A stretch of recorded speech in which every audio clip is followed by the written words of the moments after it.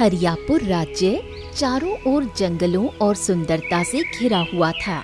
यहाँ राजा चंद्रसेन का शासन था, जो एक न्यायप्रिय और बुद्धिमान शासक माने जाते थे। परंतु एक अभाव उन्हें भीतर ही भीतर खोखला कर रहा था। चंद्रसेन गहरी सोच में उदास बैठा था। तभी यशोधरा वहाँ आ पहुंची।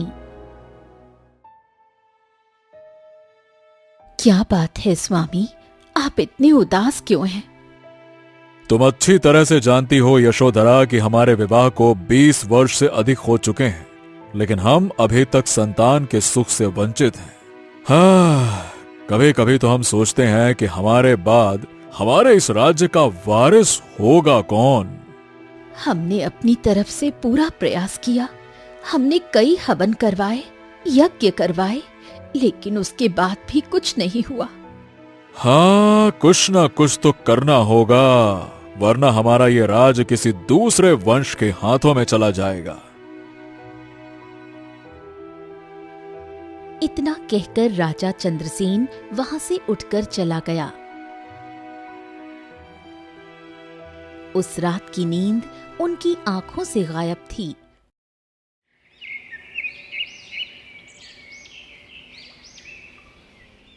अगले दिन राजा चंद्रसेन इस विषय पर राजगुरु से चर्चा करने लगा। गुरुदेव, क्या कोई ऐसा मार्ग है जिससे हमें संतान सुख की प्राप्ति हो सके?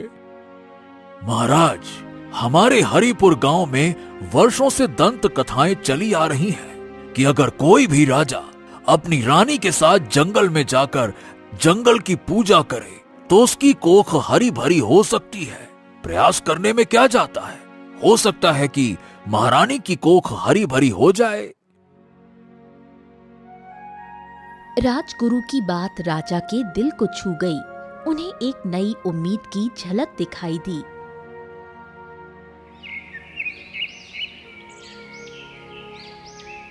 अगले दिन राजा चंद्रसेन अपनी पत्नी यशोधरा को लेकर जंगल की ओर चल पड़े। पूजा के बाद वो दोनों शांत मन से वापस लौट आए। पर यशोधरा की कोख सूनी ही रही।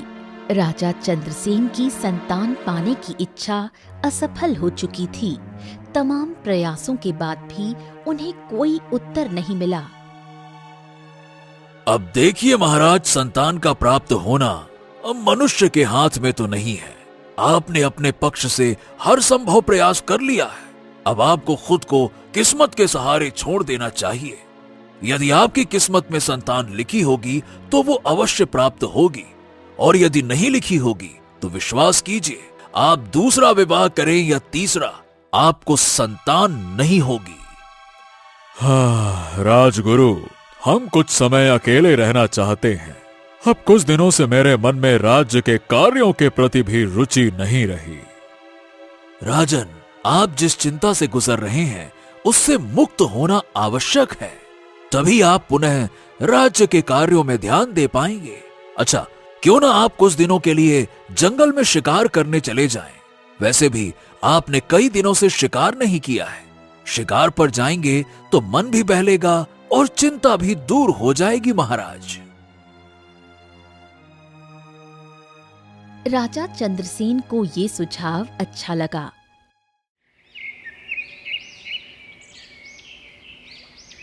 अगली सुबह वो अकेले घोड़े पर सवार होकर जंगल की ओर निकल पड़े। शाम ढलने लगी, पर कोई शिकार उन्हें नहीं मिला। थककर राजा चंद्रसेन एक वृक्ष के नीचे बैठ गए। ओहो, सुबह से भटक रहा हूं पर एक भी शिकार ही नहीं मिला। क्या इस जंगल से सारे पशु लुप्त हो गए हैं? अब तो महल लौटना भी जोखिम भरा है। काफी देरी हो गई है। अच्छा तो यही होगा कि रात यहीं बिता लूं। राजा चंद्रसेन आंखें मूंद कर लेट गए। तभी एक तेज धमाके से उनकी नींद खुल गई। राजा चंद्रसेन ने देखा कि पास ही एक तालाब के किनारे घनी झाड़ियों में रंग बिरंगी किरणें चमक रही थीं। ये कैसा दृश्य है?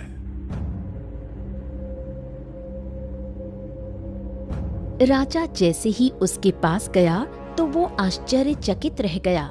वहाँ एक विशालकाय तितली घायल अवस्था में थी। उसके पास एक नवजात कन्या रो रही थी। इतनी बड़ी तितली और ये नवजात कन्या, ये तो अत्यंत सुंदर है। तुम राजा चंद्रसेन हो, मैं तुम्हें पहचानती हूँ। तुम कौन हो और तुम इंसानी आवाज में कैसे बोल सकती हो? मैं चाहकर भी सब कुछ नहीं बता सकती। तुम इतना जान लो कि मैंने इस कन्या को जन्म दिया है। ये असंभव है। तितली किसी मनुष्य की संतान को कैसे जन्म दे सकती है? कुछ रहस्य समय से पहले नहीं खुलते राजन। ये मेरी पुत्री है, इसके प्राण संकट में है। इसे तुम अपने साथ ले जाओ। मेरी ये अंतिम प्रार्थना है। समय आने पर नियति मुझे मेरी पुत्री से फिर मिलाएगी। इतना बोलकर तितली रंग बिरंगी किरणों में विलीन होकर अदृश्य हो गई। नवजात कन्या का रोना थमने का नाम नहीं ले रहा था। वाह वाह वाह वाह वाह वाह वाह, तुम्हारा चेहरा तो चंद्रमा की तरह चमक रहा है। आज से तुम्हारा नाम चंद्रलेखा होगा। अरे अरे, रो मत रो मत रो मत, अब हम तुम्हारे पिता हैं।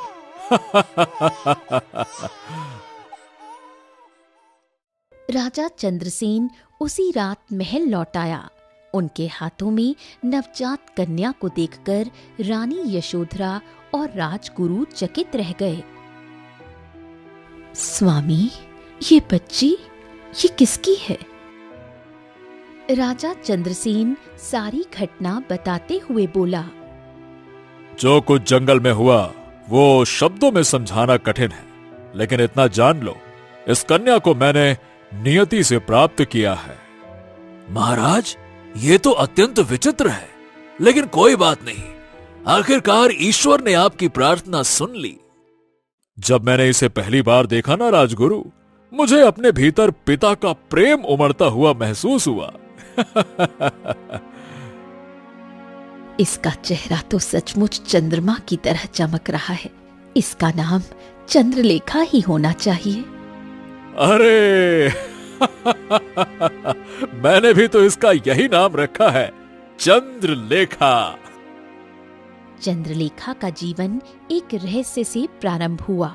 धीरे धीरे राजा चंद्रसेन और रानी यशोधरा की छत्रछाया में वो बड़ी होने लगी। समय इसी तरह बीतता रहा। बीते वर्षों के साथ चंद्रलेखा अब 20 वर्ष की हो गई। एक दिन चंद्रलेखा अपने महल के बगीचे में अपने पिता राजा चंद्रसेन और यशोधरा के साथ बैठी हुई थी कि तभी एक शेर वहां आ पहुंचा और बुरी तरह से दहाड़ने लगा। यशोधरा, चंद्रलेखा, जल्दी से पीछे हटो। ये शेर अगर और पास आया तो तुम दोनों पर हमला कर देगा। जल्दी करो। तभी अचानक चंद्रलेखा की आंखें नीली हो गईं। उसके चेहरे पर गंभीरता उतर आई। ठहरिए पिताजी, अपनी तलवार म्यान में रख लीजिए। ये शेर हमें मारने नहीं बल्कि मदद मांगने आया है। चंद्रलेखा, ये तुम क्या कह रही हो? मैं बिल्कुल सही कह रही हूँ माँ। एक बात मैंने आपको बचपन से नहीं बताई। मुझे जानवरों की भाषा समझ में आती है। इतना कहकर चंद्रलेखा बगीचे की एक झाड़ी के पास चली गई। उसने एक पत्ती तोड़ी और उसे पीसकर शेर की टांग पर लगा दी, जहां से हल्का रक्त बह रहा था। भागते समय तुम्हारे पैर में कांटा चुभ गया था, इसी वजह से तुम्हें दर्द हो रहा था। अब तुम कुछ ही दिनों में ठीक हो जाओगे, लेकिन अब तुम जंगल चले जाओ, यहाँ मत आना, नहीं तो इंसान तुम्हें मार डालेंगे। शेर सिर झुकाता हुआ दौड़कर वहां से चला गया। राजा चंद्रसेन और रानी यशोधरा की आंखों में आश्चर्य ठहर गया। चंद्रलेखा मुस्कुराती हुई अपने कक्ष की ओर चली गई।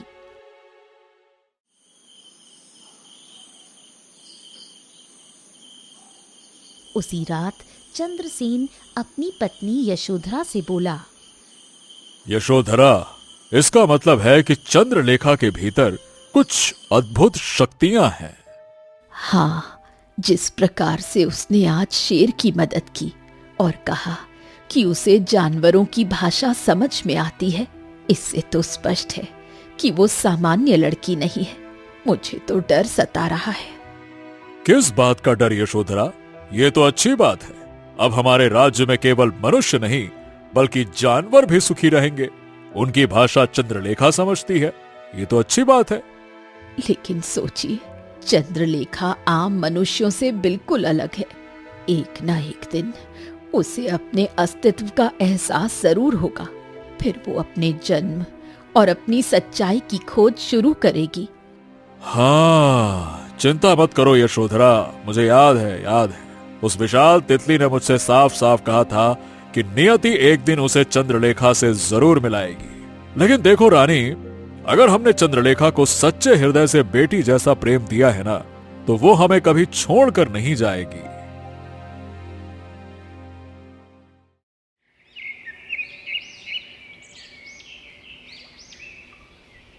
राजा चंद्रसेन दरबार में बैठा था, तभी एक किसान वहां आ पहुंचा। महाराज, महाराज, महाराज, महाराज, मेरी जमीन बंजर हो चुकी है। कृपया करके कुछ धन दे दीजिए ताकि मैं दूसरी जमीन खरीद कर खेती कर सकूं महाराज।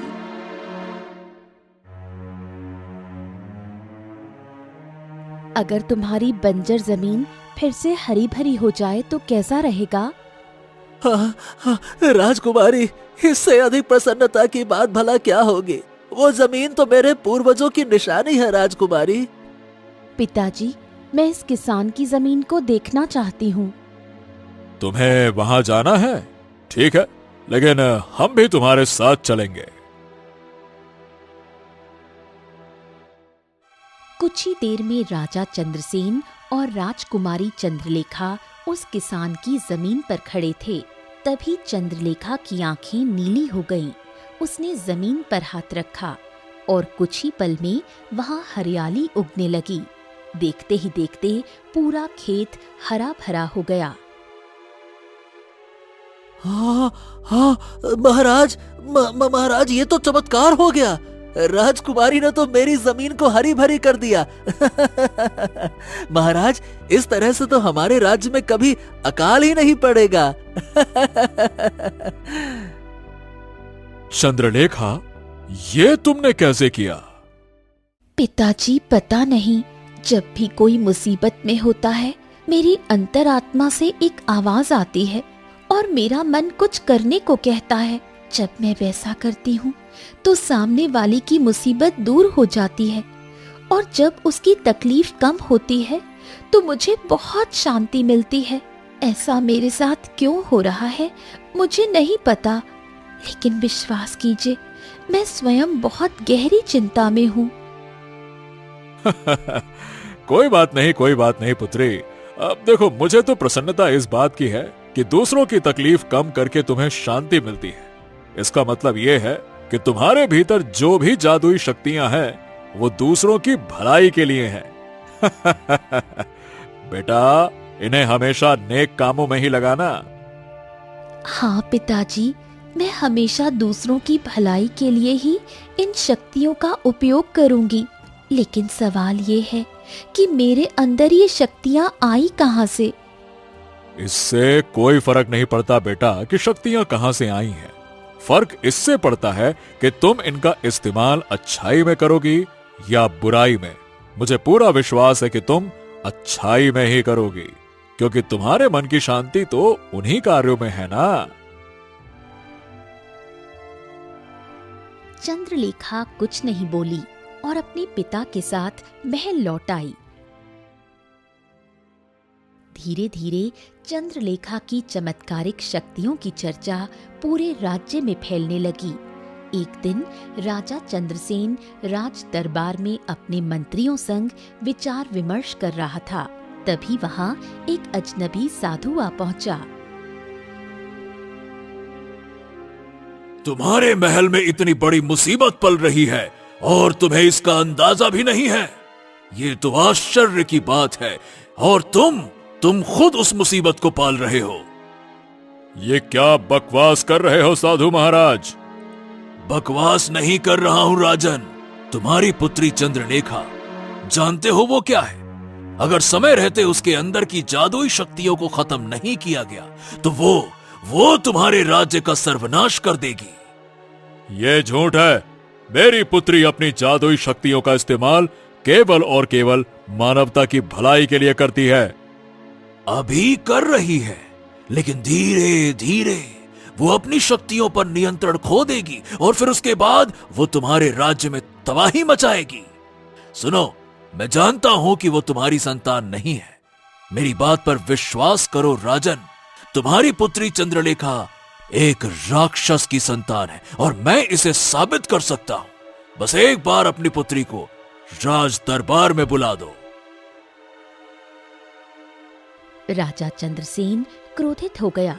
उसने तुरंत चंद्रलेखा को वहां पर बुलवा लिया, क्योंकि वो सत्य को परखना चाहता था। साधु महाराज, मेरी बात कान खोल के सुन लो। अगर तुम इसे साबित नहीं कर पाए तो तुम मेरे राज्य के नियम जानते हो। इसमें कौन सी बड़ी बात है? अभी देखो, मैं साबित करता हूं। ओम। साधु ने अपना हाथ घुमाया और अगले ही पल रंग बिरंगी किरणों से एक सुंदर आईना प्रकट हो गया। राजकुमारी चंद्रलेखा, ये लो, इस आईने को देखो। तुम्हें इसमें अपना अक्स दिखाई देगा। देखो। राजकुमारी चंद्रलेखा ने जैसे ही आईने को देखा, अगले ही पल वो उसमें समा गई।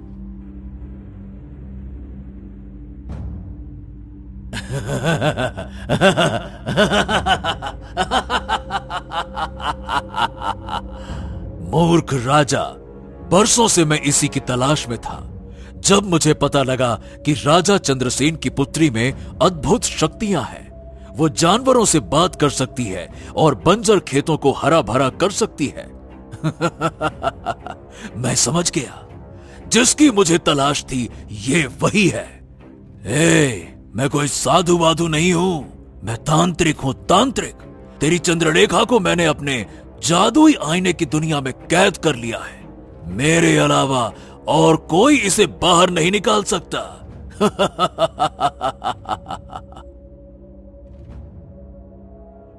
तभी आईने के भीतर चंद्रलेखा की आंखें नीली हो गईं। अचानक कांच चटक कर टूट गया और चंद्रलेखा बाहर आ गई। कांच के टुकड़े चारों ओर बिखर गए। हाँ, अरे ये तो मेरी उम्मीद से कहीं ज्यादा शक्तिशाली निकली। अरे इस आईने से तो बाहर निकलना ही नामुमकिन था, लेकिन इसने कर दिखाया। ओह, इसका मतलब कि ये अपनी मां से भी ज्यादा शक्तिशाली है। तुम किसकी बात कर रहे हो? ये मत समझना कि मैं हार गया। ओम ह्रीं क्लीं, मैं वापस आऊंगा। इतना कहकर तांत्रिक रंग बिरंगी किरणों से वहां से गायब हो गया। चंद्रलेखा बुरी तरह से विचलित हो गई और अपने कक्ष की खिड़की पर आकर खड़ी हो गई। कुछ देर बाद राजा चंद्रसेन और रानी यशोधरा वहां पहुंच गए। पिताजी, वो तांत्रिक मेरी माँ का जिक्र कर रहा था, जबकि मेरी माँ तो मेरे सामने खड़ी है। मुझे बताइए कि सच्चाई क्या है? कौन था वो तांत्रिक और मेरे अंदर जादुई शक्तियाँ क्यों हैं? आपने कभी मुझे सब कुछ स्पष्ट क्यों नहीं बताया?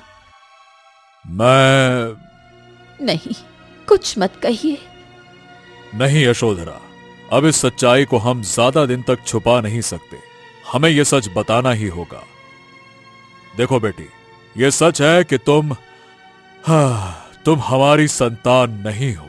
बरसों पहले तुम हमें घने जंगल में मिली थी। राजा चंद्रसेन उस दिन की पूरी घटना विस्तार से चंद्रलेखा को बताने लगा। तो मैं एक तितली की संतान हूँ? हाँ, सच्चाई तो यही है। वो एक तितली थी या कुछ और, ये हमें नहीं पता, लेकिन जब मेरी उससे बातचीत हुई तब वो एक विशाल तितली के रूप में थी। चंद्रलेखा गहरी सोच में डूब गई। तो फिर मुझे उससे मिलना होगा। मुझे अपनी सच्चाई जाननी बहुत जरूरी है।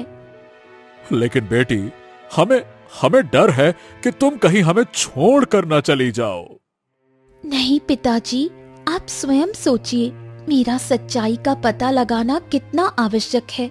वो तांत्रिक जो अभी आया था कितना शक्तिशाली था। उसने फिर धमकी दी है कि वो वापस आएगा। इससे पहले कि वो मुझ पर कोई और जादू आजमाए, मुझे अपने अस्तित्व का पता लगाना ही होगा। ठीक है बेटी, जैसी तेरी इच्छा। लेकिन बेटा, तुम अपने अतीत का पता कैसे लगाओगी? मैं उसी जंगल में जाऊंगी जहां बरसों पहले आपने मुझे पाया था। तो मैं भी साथ चलूंगा। नहीं पिताजी, मैं आपके जीवन को खतरे में नहीं डाल सकती। मुझ पर भरोसा रखिए, मैं वापस जरूर आऊंगी।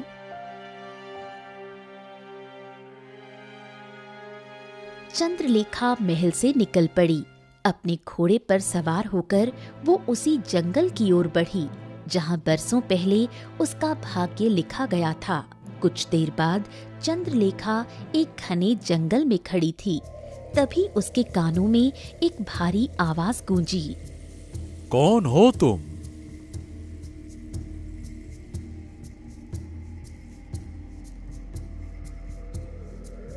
तुम कौन हो? मैं एक साधु हूँ। कुछ देर पहले राजमहल में भी एक साधु आया था, लेकिन वो पाखंडी निकला। मैं तुम पर कैसे विश्वास करूं कि तुम सच में साधु हो? तुम मानव नहीं हो। मेरी बात पर विश्वास करो, मैं साधु ही हूँ।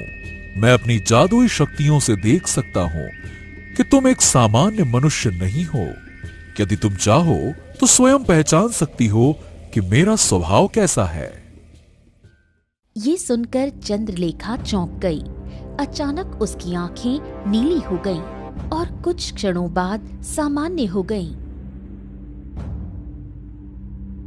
मेरा नाम चंद्रलेखा है और अब मैं जान गई हूँ कि आप वास्तव में एक साधु हैं। लगता है तुम्हें अपनी पूरी शक्तियों का ज्ञान नहीं है। कोई बात नहीं, धीरे धीरे वो शक्तियां तुम्हारे भीतर लौट रही हैं। तुम ये बताओ कि यहाँ क्यों आई हो?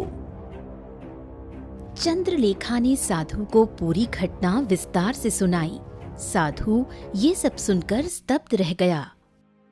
ओह, तो इसका अर्थ है कि तुम उसी परी की संतान हो जिसे वर्षों पहले एक तांत्रिक ने अपने काले जादू से तितली में बदल दिया था।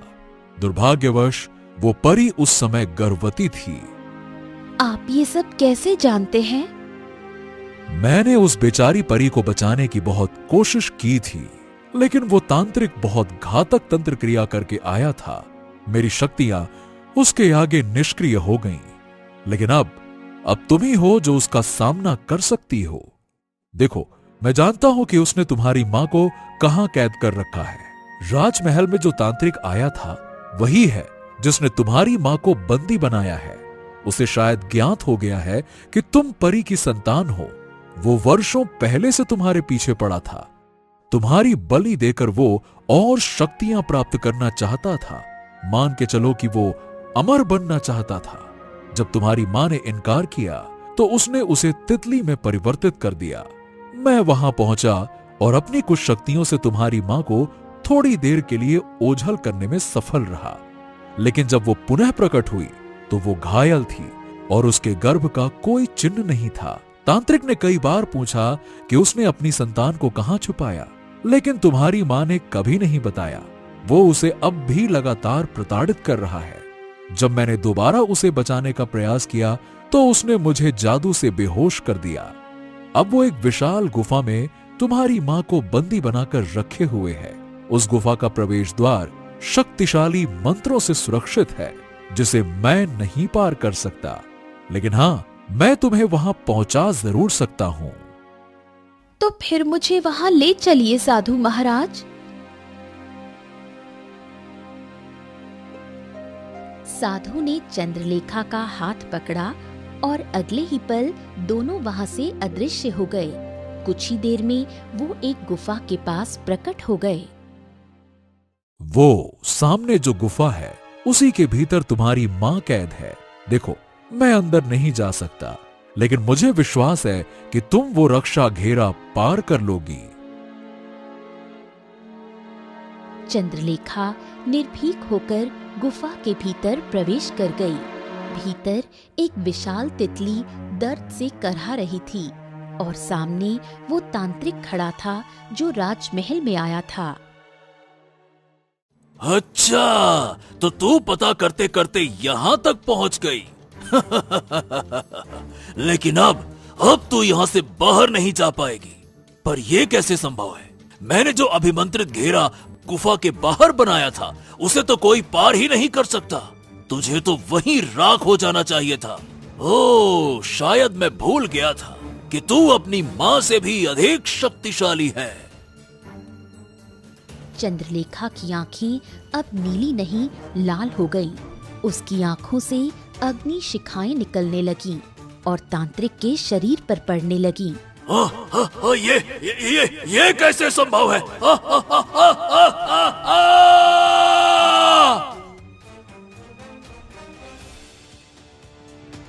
गुफा में रंग बिरंगी किरणें फैल गईं और वो तितली धीरे धीरे एक सुंदर परी में बदल गई। मैं तुम्हें पहचान गई हूँ। तुम मेरी पुत्री हो।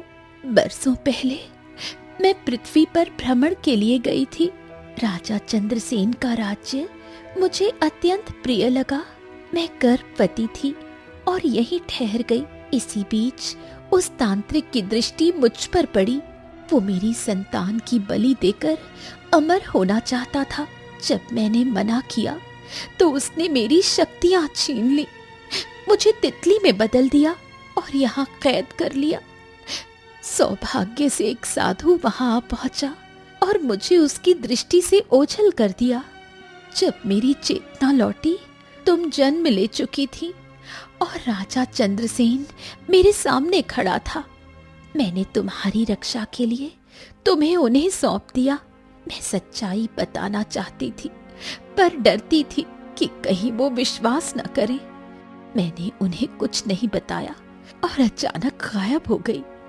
जब मेरी आंख खुली, मैं दोबारा उसी स्थान पर थी, तांत्रिक के सामने। और तभी से मुझे विश्वास था कि तुम एक दिन आकर मुझे मुक्त करोगी। चंद्रलेखा मुस्कुराने लगी। परी ने उसका हाथ थामा और दोनों राजा चंद्रसेन के दरबार में प्रकट हो गए। राजन, ये वही कन्या है जिसे मैंने वर्षों पूर्व आपको सौंपा था। ये मेरी संतान है। यशोधरा की आंखों में आंसू भर आए। हमने इसे अपनी पुत्री समझकर पाला, लेकिन अब ये हमसे दूर हो जाएगी। माँ, जो सत्य है वो ये है कि मैं आपकी पुत्री नहीं हूँ, लेकिन जो प्यार आपने दिया है वही मेरे जीवन की सबसे बड़ी सच्चाई है। मैं आपको अपना माता पिता मानती हूँ और मैं पृथ्वी पर ही रहना चाहती हूँ। जैसी तुम्हारी इच्छा। मैं तुमसे बिछड़ने के लिए जिद नहीं करूंगी, पर मैं तुमसे मिलने आती रहूंगी। और तुम भी परीलोक जरूर आना मेरी बेटी, क्योंकि तुम परीलोक की भी राजकुमारी हो। चंद्रलेखा मुस्कुराने लगी। उसने अपनी आंखों में चमक लिए अपनी माँ को विदा किया। परी रंग बिरंगी किरणों में बदलकर अदृश्य हो गई। बुराई हार चुकी थी। सच्चाई और प्रेम की विजय हुई। पुत्री ने अपनी माँ को पाया और माता पिता ने अपनी संतान का सम्मान पाया। अब चंद्रलेखा सिर्फ एक नाम नहीं थी, वो परी लोक की रानी थी और पृथ्वी की रक्षक भी।